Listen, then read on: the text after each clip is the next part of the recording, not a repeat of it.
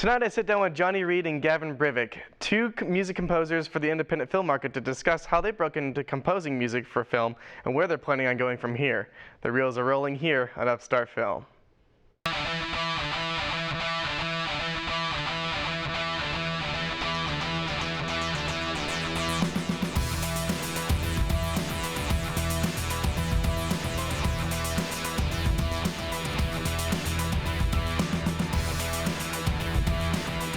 Good evening and welcome to Upstart Film, where we talk to independent filmmakers about their hardships and successes when creating movie magic. From the KMOS studios in Warrensburg, Missouri, I'm your host, Josh Leonard. Thanks for tuning in. Tonight I have a couple of very talented music composers for film in studio. First, I have the pleasure of talking with Johnny Reed. Hey Johnny, thanks for showing up, man. I appreciate it. Thanks for having me. So to begin, tell me a little bit about yourself. Well, I grew up in a very musical family, and so music was just always kind of part of who I was. And then, yeah, just kind of started writing music when I was like 14, and have kept up with it ever since. So would you say, having a musical family background, would you say that that's really what inspired you to get into it? Definitely, because you know, when there's a bunch of stuff that makes sound laying around, you just want to pick it up and figure it out. Well, I wish I tried doing that once and I couldn't figure it out. I had guitar lessons and stuff, but I could never pick it up. So what kind of instruments do you play, speaking of guitars and stuff like that? Guitar, piano, drums, bass, banjo a little bit, but that's about it. All right. Yeah. I always thought the banjo was kind of neat. How did you take all of this and bring it into the film industry? How did you get involved with the film industry? It was kind of a fluke. Like I'd been wanting to do it for a while, but just didn't really know how to get into it, because if you don't really know people who are already in that world, then you can't really, it's tough to get in. But a friend of mine was doing some graphic work for a short film, and he gave my number to the director of that, and yeah, and then I got into it.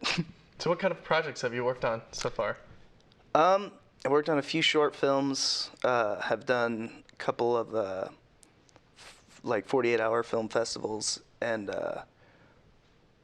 yeah, mainly short films and a little bit of commercial work. So we have a opening scene, like the opening trailer for a little animation that you did music for called Night Runner. Would you want to kind of tell me what that's all about? Sure. That was, my friend was going to, my friend who got me first into this, he went to Full Sail University, and so that was part of his final. He needed, he was working on just a new graphic thing, and it had to be like a fake product for, you know, Netflix. And so he just asked me to write something in the vein of like a 80s score, heavy synth, you know, cheesy guitar. And so yeah, so that's what that is. Awesome. Well, here's a little trailer for the series Night Runner.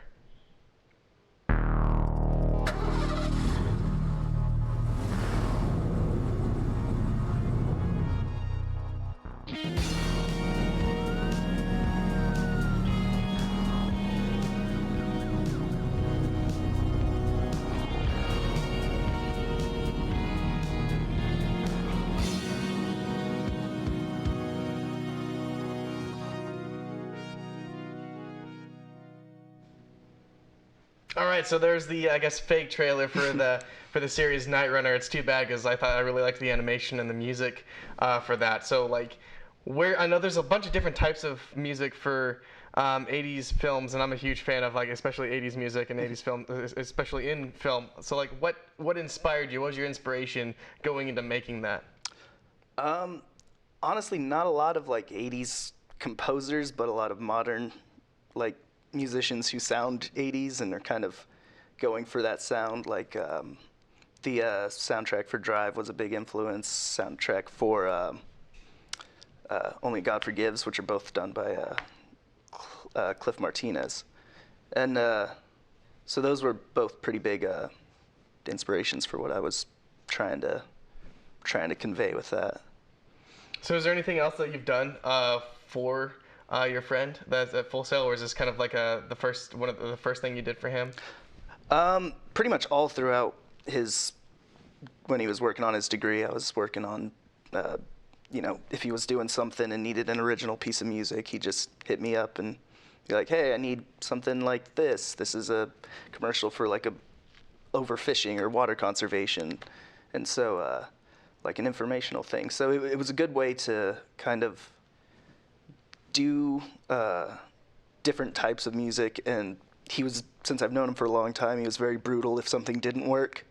So I kind of had to like refine my sound a little bit more, and it kind of helped with kind of learning how to take criticism, basically. Yeah. Right. Sometimes that's hard to do, and sometimes constructive criticism is always what helps make you better and everything like that. So I wanted to talk about the first thing you've done for film. That's called Fray. That's the first project, right? Yes. Okay, just making sure. And I want to talk about like how'd you get involved with that, and what was kind of like your feel for how that went about.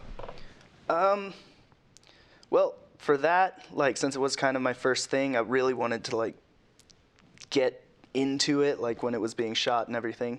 So I went with the film crew to like Colorado and brought my computer and kind of did a little bit of scoring on location, and then brought it back, realized I had a lot of time, and nothing I did there I liked anymore. So kind of started from scratch once it was done shooting, and I got like a cut that I could actually write to, rather than just smatterings of scenes that I was sitting on a beach for or whatever. Awesome. Well, here's a clip from Fray. Take a look.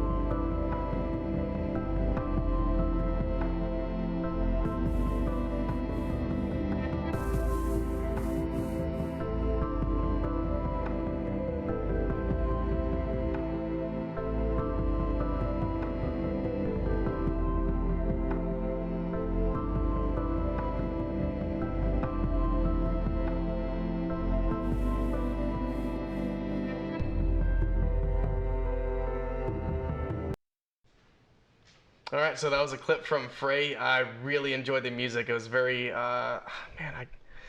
heartfelt to me. You could really feel the emotion through that. So, also, I thought it was really interesting when you said that you went with them to Colorado.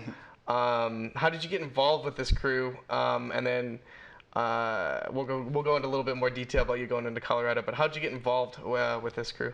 Well, my friend who did the Full Sail thing, he did some of that graphics work. It's pretty early, but yeah. So he gave the director my number. Was like, hey, if you don't have a composer for this, I have a friend who is like has been in bands ever since I've known him. So because we go back to like 8th grade, and he was just like, and I know he's been wanting to try scoring. So if you want to give it a shot, here's his number. And so she called me, and basically just went from there. That's awesome. Like I said, I thought it was really interesting that you went with them to Colorado, just because you're composing a lot of that, you don't really get to see the footage or the process. You see it until you see the end result, and then that's whenever you work your music magic and get everything done. So what was the deciding factor? Why did you end up going with them? Well, Nicole, the writer and director, she was just very open about it. Like, if you want to come, we're gonna road trip up there and stay in a cabin and shoot. And since I had never really been around like shooting of anything, I really just kind of wanted to go for the experience and to kind of I guess, cut my teeth on it. So I went, and I figured it would be kind of a good experience to really immerse myself in the kind of what they were trying to create, because it's kind of a surreal piece. So I wanted to kind of be there for that. So I kind of try and get in the headspace a little bit. No, I think it's actually a really cool idea. I think it's cool being there so you can kind of see how the process is, and you kind of get the feel. You can start thinking of it right then and there, rather than getting at the end result and boom, there it is. So, what motivates you to make music and want to work in the industry and want to compose things? If I wasn't writing music, I honestly don't know what I would be doing. So it's just, and I like the idea that you strip a movie down without music, and it's usually pretty bland. So I like the idea that a lot of that driving force is like created by someone. And when I was younger and watching movies, I got really interested in like who these people were and like how they got into that, and how you can create emotion just from like a couple of notes and everything. And so it's kind of a personal challenge to kind of try and convey as much as possible with with the tools that I've got. Yep, and I completely agreed there. So when we come back, I just want to say thank you to Johnny Reed, and when we come back, we'll have Gavin Brivik, and I get to talk about his process.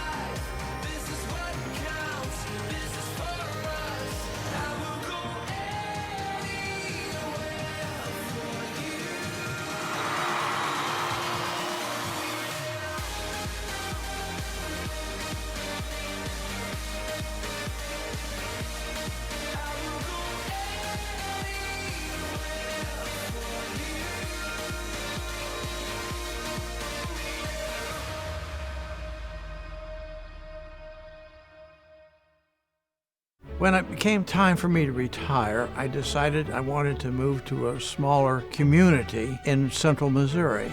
We chose Fayette because Fayette had a college, which meant that you had some culture, but it also meant that I could pick up KMOS TV because I wasn't going to live any place where there wasn't PBS. That's the way I felt about it. KMOS basically gives us the world. We're not out in the country anymore. So there's a huge diversity that you get from PBS, which you simply don't get on regular television. So I think that that's the real merit of having a station like KMOS. And I would strongly encourage people to include KMOS in their wills, so that not only our generation, but the future generations to come will have the great advantage of having KMOS in their home. Welcome back to Upstart Film. I now have the pleasure of talking with Gavin Brivik in studio. Hey, Gavin. Thanks for coming in. Yeah, thanks for having me. Like as composers, we kind of spend like a lot of our time alone and behind the scenes, but it's kind of nice to like come out and like talk about our craft and be in the spotlight for once. So it's kind of it's honestly like a cool program just so that we can kind of describe what we do, and so people kind of get more of an idea what it is really to be like what a film score composer. Absolutely, yeah. Composers, editors, people like that you don't really see too much in the limelight. So tell me a little bit about yourself. Sure. Well, I started playing guitar when I was about 13. Before that, I was kind of in band in high school, but I wasn't really pursuing music. But when I picked up guitar when I was 13, it was kind of like my passion. So that kind of just started the chain where I started joining bands. I kind of learned classical music first, so I was classically trained and then kind of switched to rock. And since then, I kind of played in jazz bands and rock bands, and then after high school, I pursued a degree in classical composition, and that's where I'm at now. I'm getting my BM at UMKC for classical composition. So how did you translate getting into music into getting into music composing for independent film? Well, I always had a passion. I actually wanted to be a filmmaker back in middle school. So there was always that. And I always had that kind of, passion for film. And then when I kind of got into music, they kind of just collided. And it took me a while to actually start composing for film. I always composed for like concert music, and I composed for chamber ensembles and string quartets and such. And then it just kind of happened where I started contacting directors, and I was like, hey, here's my classical compositions, here's my rock compositions. Are you looking for a film composer? And somebody just gave me like my first chance, and it happened to be a director that we'll be showing a clip from later, and that was my first one. Cool. Tell me a little bit about, just briefly, tell me about, because we have a clip for a movie you composed for called Angelic Rush. Yeah. What's that about? Angelic Rush is pretty unique. It's actually a dance film, and that's different from just short films and others because it's basically like a ballet on film. Like the whole story is told through movement. There's no dialogue, so really the music and the dance tell the entire story. So it's a much different process for composing as well because you kind of fall into different compositional elements that you don't really get to use in short films. Like I talked about like Mickey Mousing, which is a term that all composers really use, where it's kind of like where you overscore movements. So like if an actor has like a hand gesture, you have like some sort of musical gesture with it, and you don't really want to do that typically, but in a dance film it's acceptable and it looks good actually. Awesome. Well, with no further ado, here's a clip for Angelic Rush.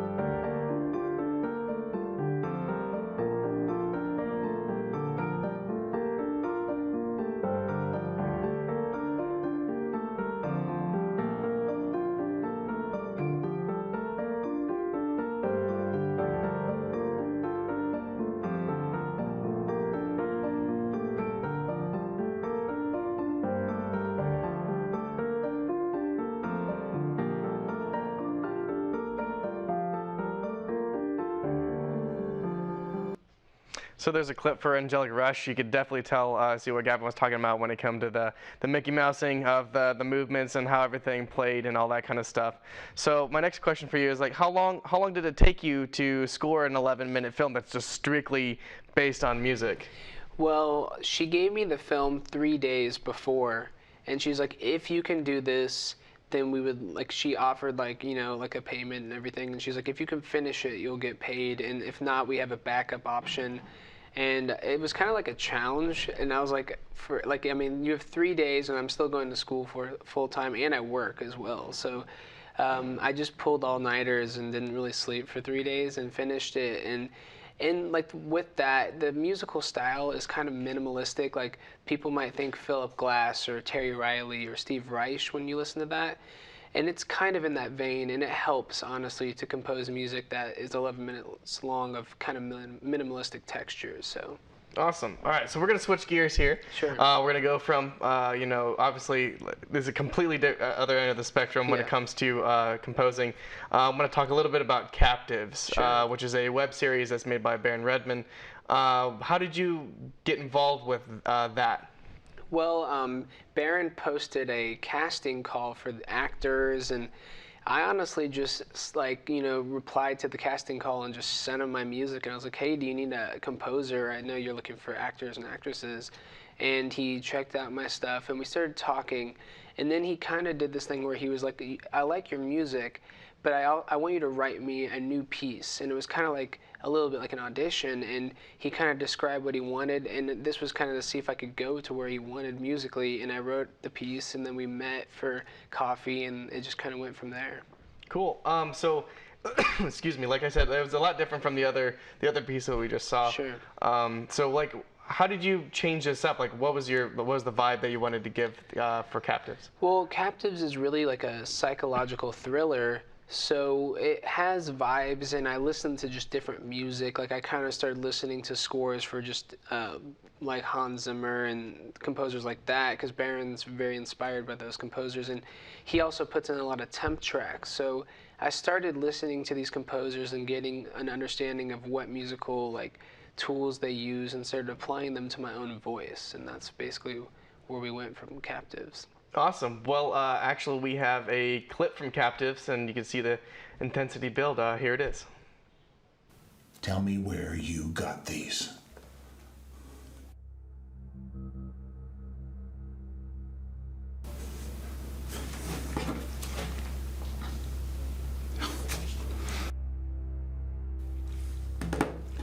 Where is she?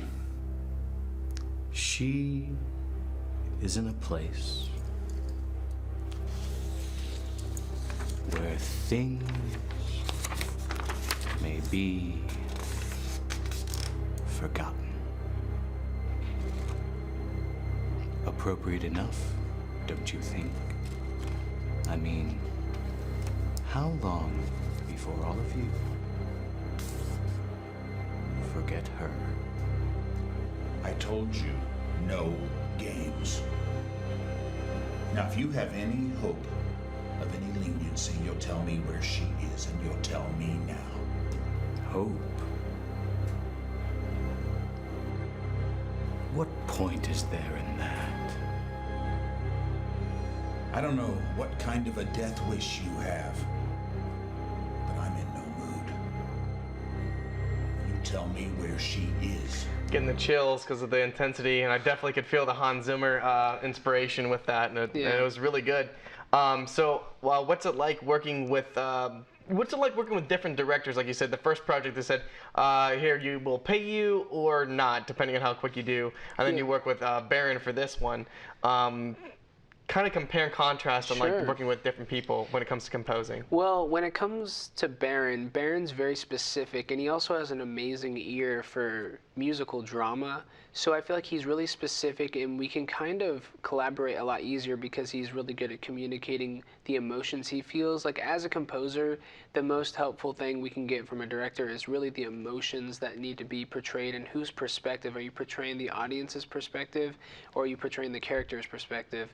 And Baron's very good at kind of describing where I need to be, whose perspective I need to be scoring. And some directors kind of accept my first draft. I might just send them this and be like, "Hey, am I on the right path? Like, what do you think of this demo?" And they just say, "This is great," and they use it. And I kind of am like, "Well, let me polish it up." I wasn't like, that wasn't my first, that wasn't going to be the final product. I just wanted you to kind of check it. But with Baron, we'll have like 5 or 6 drafts where things just get more finessed, and I go into more detail, and I learn a lot more about the characters that way. Also, with Baron, I get to use this new tool that I haven't really, and not a new tool, but I mean a new tool to me, and it's called Leitmotif, and I wanted to talk just a little bit about that because Leitmotif is basically, it's like a reoccurring theme throughout a film, where this theme is tied to like a character, like a place, an object, or an idea, and it kind of develops with the character. So like as your character develops, this theme develops. So like great examples of this are like Star Wars and Lord of the Rings and like big epic trilogies, and Baron wanted me to actually dive into that compositional tool for this, and it's the first time I ever really did that, and it's a whole different ball game, like so much more planning and so much more compositional, like mapping. Like I literally made character maps and have like little like notes of like where my musical themes are supposed to come, and sometimes I get the scenes a little out of order, so I have to remember like, okay, at this part the character's already developed so much, so I need to be using the theme at a different like extent than it was earlier. And in this scene that was just shown, the guy who's being interviewed, his name is Alan, and Alan's theme is just kind of being introduced at this part. He's somewhat new, so later you'll see that that theme that I use is fully developed. It's bigger, it's more like bold, it's scarier. Awesome. So is this something you want to do for a living? Yeah. Okay. Yeah, definitely. I mean, yeah. I went to a film scoring workshop in New York, actually, and we talk a lot about what steps you need to take and things like that. And I plan, honestly, to move to a bigger film capital, like looking at like the bigs, like Chicago, LA, New York. And I feel like I have to just try to take my chances in those places, or I'll just be an older person with a lot of regrets that what could have been, you know. Absolutely. Well, I'm afraid that's all the time we have tonight, and I wanted to thank Johnny and Gavin for sitting down with me and discussing their processes when composing music in the independent market. Tune in next time as we have more on the movie-making process. Again, I'm Josh Leonard, and that's a wrap on this episode of Upstart Film. Good night.